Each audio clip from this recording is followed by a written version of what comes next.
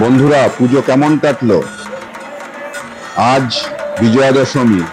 এই বিজয়া দশমীতে সকলকে জানাই শুভ বিজয়ার আন্তরিক শুভেচ্ছা ও অভিনন্দন। ষষ্ঠী থেকে শুরু করে আপ টু দশমী অবধি কলকাতা শহর জুড়ে এবং গ্রামাঞ্চলে প্রচুর ঠাকুর ঘুরে ঘুরে দেখলাম। বেশ মজা করলাম পরিবারকে নিয়ে। ছুটির দিনগুলোতে এইভাবেই কাটাতে হয়, তাই না? তাই বলে বাঙালির উৎসব বলে কথা, দুর্গাপুজো, এই উৎসব কি ছেড়ে দেওয়া যায়?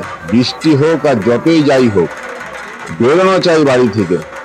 তাই কিন্তু আমরা সবাই মিলে বেরিয়ে পড়েছিলাম ঠাকুর দেখার জন্য। এই ঠাকুর দেখতে দেখতে আমরা বেশ কিছু ছোট বড় বিভিন্ন রেস্টুরেন্ট বলুন বা রাস্তার পাশে যেসব দোকানগুলো, খাওয়া দাওয়ার দোকানগুলো আছে, তাতে কিন্তু আমরা খাবারের স্বাদ গ্রহণ করেছি। শুধু ঘুরলে হবে, তার সাথে মাঝে মধ্যে মধ্যে একটু পেট পুজো তো করতে হবে।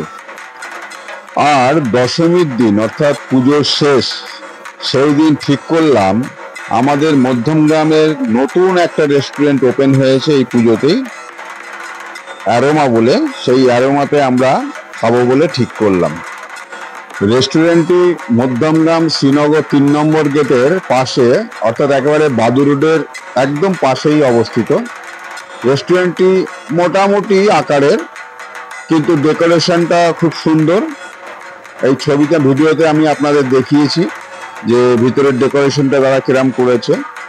আর যদি বলা যায় খাবারের গুণগত মান, আমার তো খুব ভালো লেগেছে, আমার পরিবারেরও খুব ভালো লেগেছে। আর প্রাইস রিজনেবল। অন্যান্য রেস্টুরেন্টে যেরকম দাম, মোটামুটি সেরকমই ধার্য করা হয়েছে।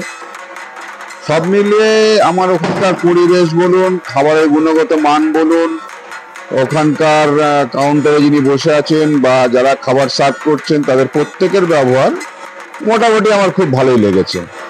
অর্থাৎ এবার পুজোর আনন্দের খাওয়া দাওয়া আমরা এই অ্যারোমা রেস্টুরেন্টে দিয়েই শেষ করলাম। সবাই ভালো থাকবেন, ধন্যবাদ।